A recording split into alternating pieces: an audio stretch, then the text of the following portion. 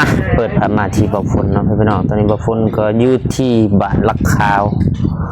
เมืองทัดแต่งแขวงเสกองเนาะมาเอาเบียร์กาแฟให้น้องสาวเพิ่นสิปลูกกาแฟใหม่เนาะพี่น้องเนาะเอากราบทักทายสบายดีและสวัสดีพ่อพี่น้องเบิดสู่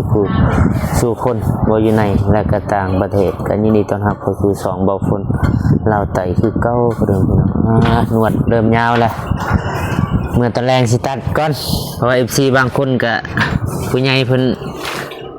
เซตมาบอกบ่ฝนตัดหนวดแน่ว่า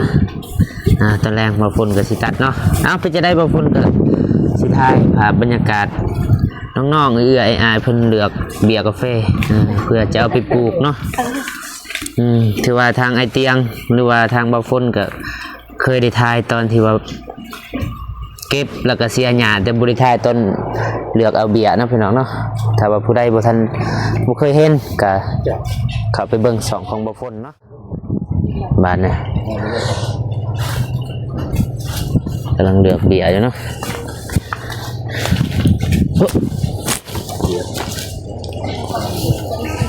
บนทันหูราคาบนทันในไทม์สักเดี๋ยวสิไปทำเจ้าของเพิ่นสบายดีเด้อสบายดีเอาติดไหมจ้ะเอาอนุญาตติดเบียร์จะบ่แม่นแหละขายเบียร์จะได้ขายเบียร์ 3,000 แมนบ่ 3,000 แม่นแหละจะได้บรรลุให้2,800นะขายเบียร์ 3,000 เด้อใครสนใจเอาไรรุดให้ตื่มพร้อมคอยมาเอานี่ 6,000 จะมา 6,000 นี่เขารุดให้ 2,800 2,700บ่ได้บ่อย่าบอกแนวนั้นออกกล่องอยู่แต่ว่าเอื้อยเพิ่นรุดลายเติบแล้วเนาะแม่นเพราะว่าบอลดูเขาขาย 3,000 นี่แหละนี่เด้อมีคนเมาลายบ่แถวนี้แม่นส่วนร้านเขาจะมาเอาแต่น้ำข่อยนี่แหละเพราะว่าเขาขายถือแม่ค้าก็ใจดีอีกเนาะแม่นมาซอยเด้อบ้านราคาเมืองทัดแต่งแข้งเสียกองแม่ค้านี่ผู้ใดสนใจเบียร์ก็มาเอาเพิ่นสิแถมแม่ค้าให้เลยแถมไปเสียหยาบ่จะซื้อยังเอ่ยซื้อพุทธแม่นแล้วอายุจักปีล่ะอายุเป็นเพียงตัวเล็กให้เขาถามอายุกันบ่เบิ่งคืออายุ16-17 ปีอายุจักปีแท้30แล้ว30รุ่นเดียวกันมือกล่องก็30แม่นแหละ30 ปีแล้วสร้างครอบครัวแล้วบ่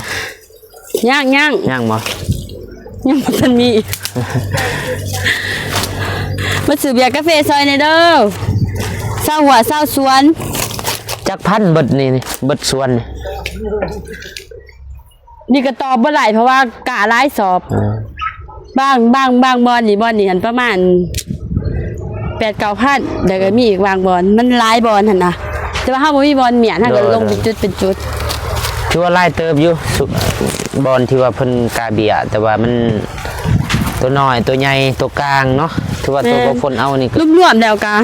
50,000เบียเพิ่นแหละแต่ว่า50,000แม่นแต่ว่าเขามาเอานำเฮ็ดขายโดยเฉพาะบ่รู้ว่าเฮ็ดปลูกเฮ็ดขายเฮ็ดเป็นธุรกิจขนาดน้อยเฮ็ดเป็นครอบครัวบ่แม่นธุรกิจครอบครัวมื้อนี้ก็สิมาเอา 6,000 แต่ว่าก็เอาเมื่อบ่เบิดสิเอาครึ่งนึงก่อนเขียวเนาะแม่นเทื่อก็ซ้ำมันใส่ได้หั่นแหละเฮาก็บ่เคยใส่คือกันนะเทื่อมันได้แต่1,000เดียวจนได้เต็มรถแล้วได้แต่ว่าเอาเมียนทั้งโน่นเอาเมียนสิ1ไปแบบเฉลียงเอาเนาะได้2แถวเมื่อวานนี่เขาเมียนประมาณ 3,000 นี่แหละเขามาเอาว่านี่แม่นโน่นทันใดบ่มีขอคือกัน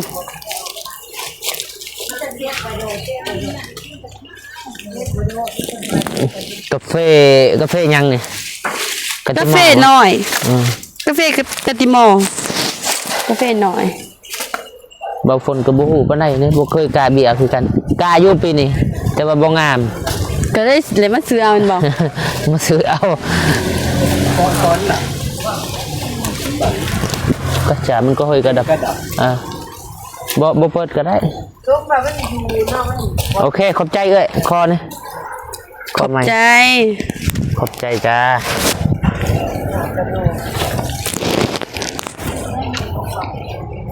นี่เจ้าของเจ้าของเบียร์กาแฟบ่แม่นเจ้าของเบียร์กาแฟผู้ที่มาซื้อเนาะมาซื้อเบียร์กาแฟเจ้าของผู้เจใหญ่นี่ฮะใช่ใช่นี่นี่ จะเขาอยากกาแฟสนใจมาเอาเด้อพี่จะตุ่นใหญ่ๆงาม สนใจเบียร์ปะ ๆสนใจเบียร์ โอ้ เรื่องเก่าเลย มาไพ่ก็ต้องจะต้องขาดไปเลยไปจะเถื่อนเลยพูด หาเงินปกติ เอาครับเด้อ ผู้นี้เคยเห็นอยู่ แม่หรอ เห็นยุงเฮียนเนาะก็ แม่หรอ แมน แม่ต้องแม่เด้อ อยู่ใช้ส่วนจ้ะ อยู่ดุม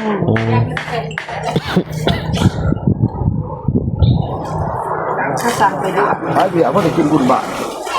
โอ้เมื่อได้บุญบาท โอ้ยเด็ดอย่างนี้ โอ้ที่12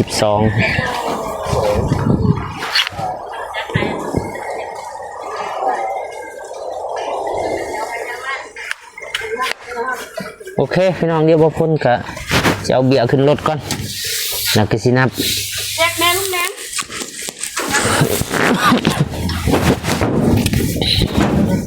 เดี๋ยวเราจะจิ้ม ชิมแล้วบ่ไปหัว ไปเดี๋ยวบ่พ้นก็สิเอาเบียร์ขึ้นรถก่อนพี่น้องเนี่ยบ่มีโอกาสมีเวลาตอนบางๆบ่พ้นก็สิทายตอนเอารถเอาขึ้นรถ คนกระดอกันน้องอยู่ หรือว่าเอาขึ้นแล้วบ่พ้นก็สิทายอีกเทื่อนึง เบิร์ดเละแท้เลยจิ๊บแบบเป็นที่หลอกตา ไก่ละไก่เรียบร้อย3เที่ยวพอดีเบิดเนาะพี่น้องเนาะ 6,000 ทั้งอายทั้งเอื้อยเพิ่นสิเอา 6,000 แต่ว่ารถเฮามันทุกได้แต่ 2,000 พอดี3เที่ยวเนาะ กายดักเลิกเหรอ บ่เหลือก็ได้บันมาเอาจังเลย ลงนายอย่าบอก ง่ายอ่ะหมอ บันมือเปย์ สมุดนี่อยู่ข้างในไหมไม่เหลือได้แต่เงินไปตอกกันหนังเงินดาวกับอูเบกก็จะ นี่เบียร์2,000เบียร์2,000นี่ ว่าไม่ละใครเลย อยู่ใช่เลือกเอาตัวตรงงาม สุดจังเลยนะ ง่าคนไหนเป็นสนั้น อยู่ใช้บอลไหน น้ำแล้วมันบ่ทันใหญ่เบียร์ บอลไหนอ่ะ นี่กูตั้งงานว่าเจ้า เรื่องแล้วโอ้ย ซ้ำบอลนี่ บ่ยังการุ่น ซื้อมาคนท้ายจะเบิ่ง บ่ทุกคนเรื่องน่ะ โดยที่วันจะเบิ่งเมื่อกี้นะแต่ว่าทั้งงานกันไม่ เขาซื้อพี่ไก่ครับก็หงมุกก็ซื้อพี่ไก่ มันโม น้อยเอา เดี๋ มา ยวเขาเบิ่งหัวใจจะคนสิ งามดูนะตอนมันยังน้อย มีได้เดียวมีซ้ำ อ๋อนี่เนี่ยไปเบิ่งหน่อยสิจะหมดเสีย จะน้อยบัดดอกมือจังเบิ่ง จะมาบอกตัดหน้าตัดราง ก็ได้กวน แล้วเอาดอกจะเดียว เพื่อบ่ให้คายสิเอาปีหน้า โอ้ย งานรวม เดี๋ยว คือหน่อยให้ดอกเหลือแกก็ไม่ดอกเนี่ยหาย อย่าถึงแล้วกาล้นแล้วกากอนี่ไง กินเด้อไปเด้ออันนี้คือว่าแม่มกระดำโอ้ย เดือนประมาณ10,000เดือนเดือน2,000เอาโล10,000 10,000เดือน พอดีสาวหลานเนาะ เอาไปด้วยเอามือไว้ซะเลย เฮ็ดเบี้ยง่ายกว่าบ่เฮ็ดดอกสวน ที่ได้บ่เป็น เฮ็ดสวนยังได้เสียหญ้าอีกยังสิขุดคุมอีก เดี๋ยวมันเป็นเดือนน้อยเดี๋ยวผู้เดือน6ผู้ดีงามปูนะเพราะยังว่าจะลงปูกันหมดนะเดี๋ยว2,000เอาไปเลยเดี๋ยวใบบนนเดี๋ยวงามมีเบี้ยนี่ปูข้าวเป็นนั่น เต็มรถบัดนี้ เปล่าเจ้าที่ไหนต้องกินลูก ถือว่าเอาไปบ่ได้ละ4ชั้น5ชั้นพุ่นละแต่นี่ เลือกปักเลยเนี่ย เราอยู่เรือกันเรือเลยเนี่ยเรือโอ้เดี๋ยวมันสบายจะดี เป็นยังไงบ่มีเอกขอมาเอียงวะยัน เรือโอ้ มาช่วยเกี่ยวเด็กกันข้าวเอียง ข้าวเดียวกัน มีนัดเลยนี่ ร้องแล้วหมดแล้ว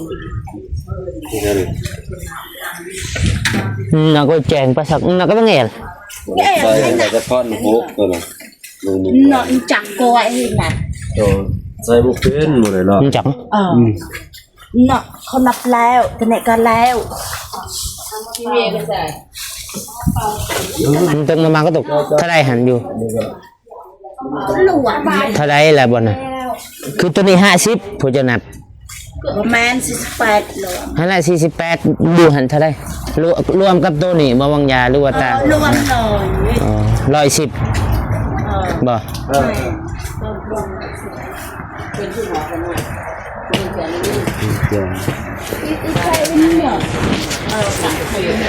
มีรักไปมันจะสบายเอิญพยานจะมีของเรา เฮ้ยเอาเมื่อเห็นมาแรกกับท่านเนาะมาเอาลงข้าวเดียว คันก็ดี ท่าน ยันก็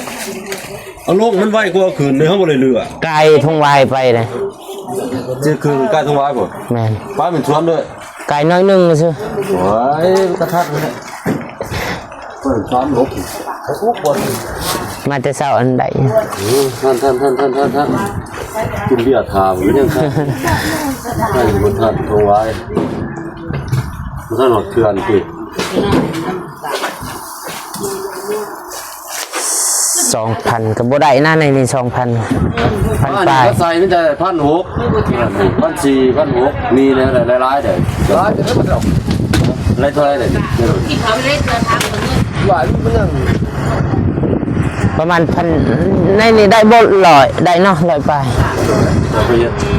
1,700 1,800 คือสมัยเนี้ยขันมัน ก่อนตัวใส่ถึงจะแถวทำอีกใส่อีกก็ได้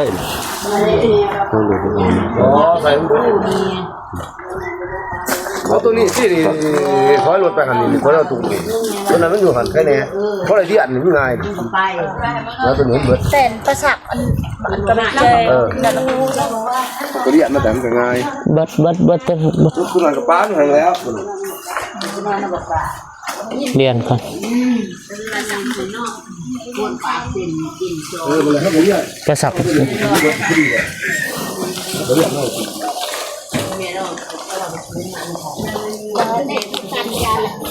ความไหวเลยเป็นยังไง หันหัวเป็นยักษ์อยู่หันโอ้ผมว่าตัวนี้ก้อนหรือตัวนี้ก้อนเนี่ยตัวป้าหันแล้วตัวนี้มันเดี๋ยวเดี๋ยวจะหนุ่ม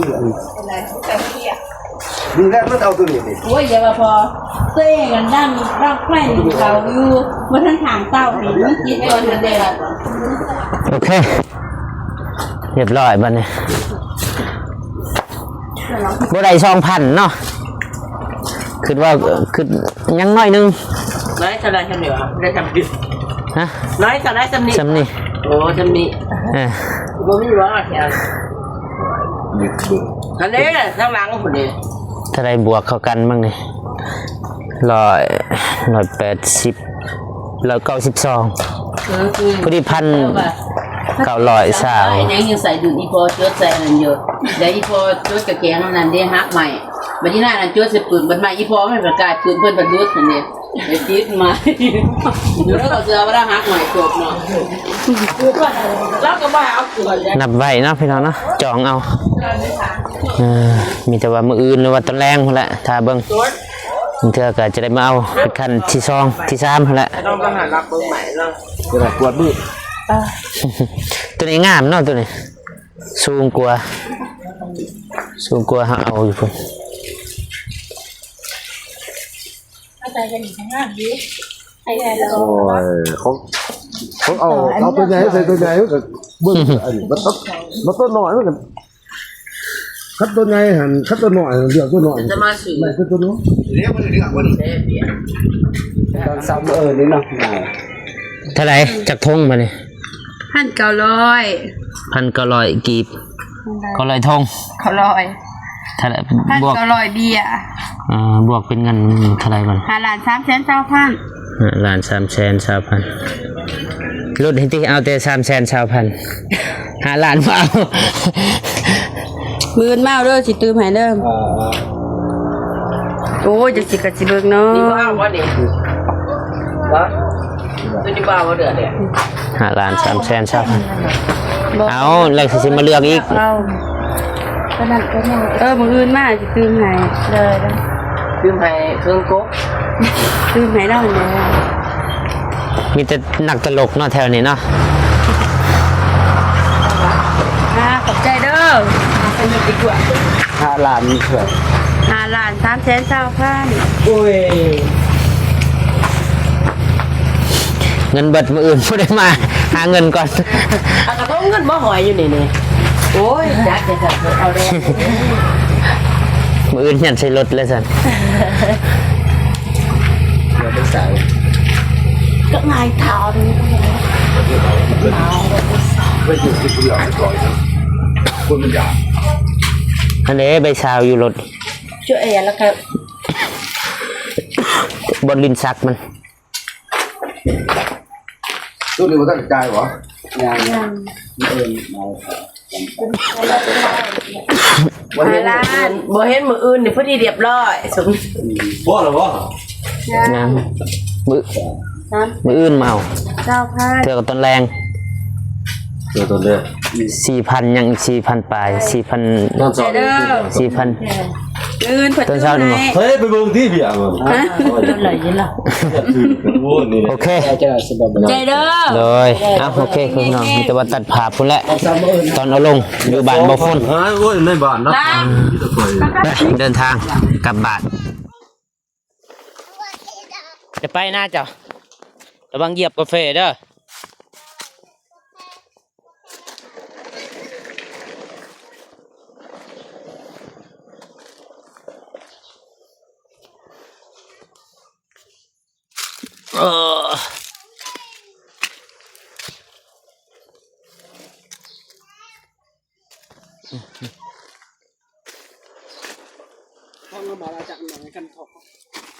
ติ่ง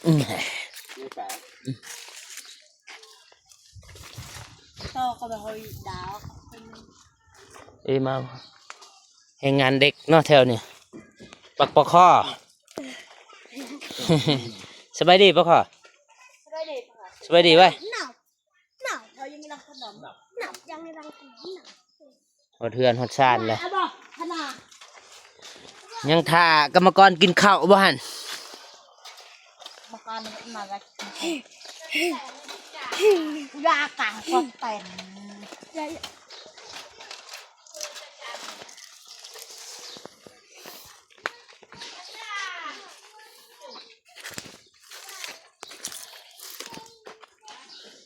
เปลี่ยนความตั้งใจ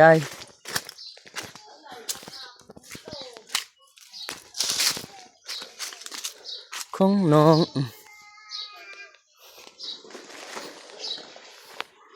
โอเคพี่น้องบ่พ้นกะสิขอจบคลิปเพียงเท่านี้เนาะก่อนอื่นหมดกะขอบใจเป็นจิบุญอิทุกท่านที่เข้ามาเบิ่งมาติดตามรับชมสอบกับคน